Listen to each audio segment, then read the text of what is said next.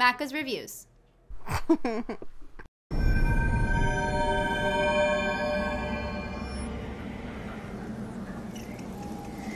Hey guys, Macca here. Welcome to my quickie review of Child of Light, developed by Ubisoft Montreal and available starting April 30th on all major platforms as a digital download. Let's just hop straight into the review. Child of Light centers around a girl from 1895 Austria named Aurora who falls asleep and then upon waking up finds herself in a mythical world that's had its sun, moon, and stars stolen by the Black Queen. She's tasked with recovering these, and ultimately she's looking to reunite with her father. Early on, Aurora meets Aniguilus, which is a glowing firefly that joins her in her journey and will travel alongside her, also being used to help in battles and heal her outside of battles whenever necessary.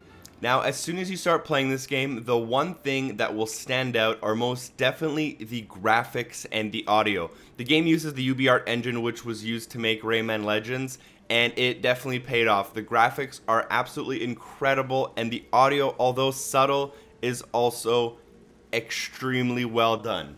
The story as a whole is also extremely well told, and the game definitely has a satisfying conclusion, which is always nice to see in a game like this.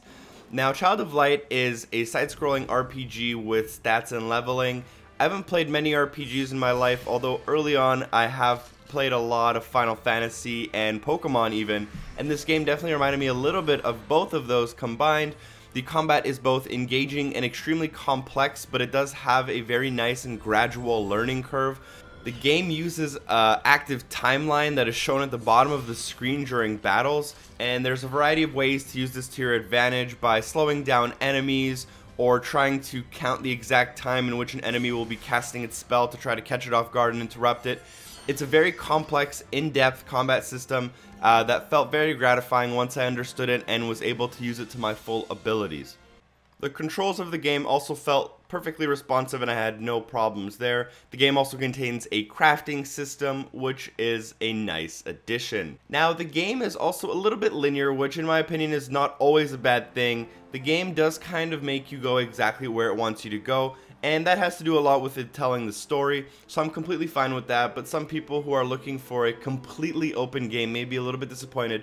There is a free roam element, and you can go back and forth between places you've previously visited, but it's not exactly the most open-ended of games ever created. The game also has a link to Uplay, which some people may find actually useful. You can use some of your Uplay rewards and stuff to help you on in the game. The game also does feature a co-op, if you really want to call it that. It is local only, and what happens is when you plug in a second controller, that controller can take control of Aniguilus, which is the glowing orb. Now, the co-op is pretty limited, I'm not going to lie. The first player will feel like the second player is taking away some of his control, or their control, and the second player doesn't do a hell of a lot while being Aniguilus, so the co-op is very limited, although it does exist for those who might want to experience the story together. Now, there were a few little things that did take me out of the experience, one of the major ones being that the enemies didn't have any health bars, so it was pretty difficult to tell which enemy was most likely to die first and which enemy I should be focusing my attention to. The only indicator is really once they're close to dying, they'll kind of bow down their heads, but it's not a true indication of their actual health, and that can be a little bit confusing. Also, there are a lot of stats. You can equip oculi to help your character in battle and their skills and stuff, but none of this stuff is accessible during the battle, which kind of leads to like memorization of exactly what your character does and what each attack does, which is a little bit hard to do sometimes when you're leveling your characters a lot and increasing their skills. It can be hard to know exactly which character is made for what, and there's no real way to revisit stuff while in battle. Also, the dialogue is written in order to be in complete rhyme throughout the entire game. Now, at first it is a little bit cool to have everything rhyming, but it is pretty quick to wear off, and sometimes the dialogue doesn't really make exact sense because it is trying to rhyme, so that can kind of get in the way of a little bit. Now, just to go on to my recommendations. If I haven't made it obvious during this review, I absolutely love this game and definitely recommend it.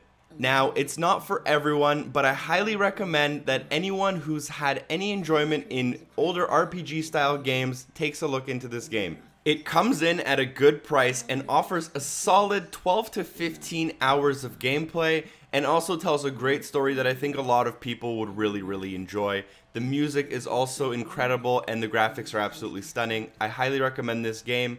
Hopefully you guys can take a look into it and let me know your thoughts in the comments. Thanks for watching. As always, if you found the review useful, liking the video or leaving a comment is great. I make a lot of content like this, so you're also free to subscribe to the channel. Thanks for watching. Hopefully I see you next time. Peace.